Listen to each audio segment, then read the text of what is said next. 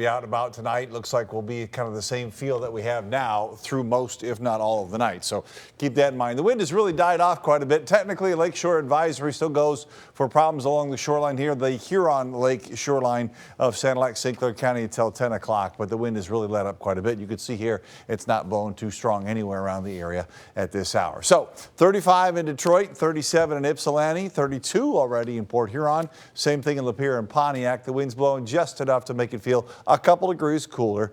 It's 32 is the wind chill factor right now in Ypsi, 31 in Detroit, but it feels as cold as 25 in Port Huron. So again, this kind of feel is what you're going to have to deal with all night long. Clouds are going to stay here. That kind of helps us out. So let's jump to Saturday. We'll probably start with the snow and rain mixture on the north side of town. The better chances to be just snow to start.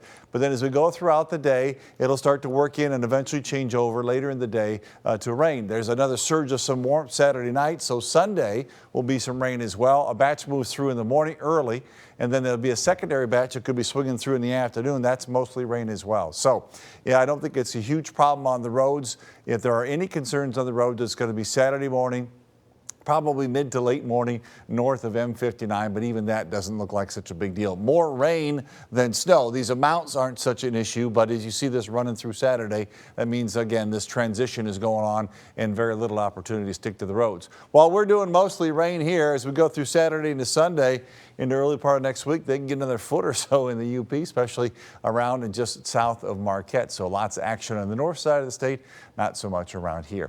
All right, this evening 30s, lots of clouds. That's it, not too exciting. 29 tonight, mostly cloudy. It'll stay dry. That's the key for all the shoppers getting out and getting in line. If you're doing that late tonight or early tomorrow, same kind of idea there. North wind around 5 miles an hour. That's it. Tomorrow, not much for the wind either. We got a shot at 40. I think a lot of the suburbs probably going to stay in the 30s. Mostly cloudy. These temperatures are about where they should be. When we got so cold early in November, that wasn't the case. All right, noon kickoff. Chance of rain and snow mixed together throughout the game. Chances probably pick up, especially afternoon. That's when kickoff is in Ann Arbor.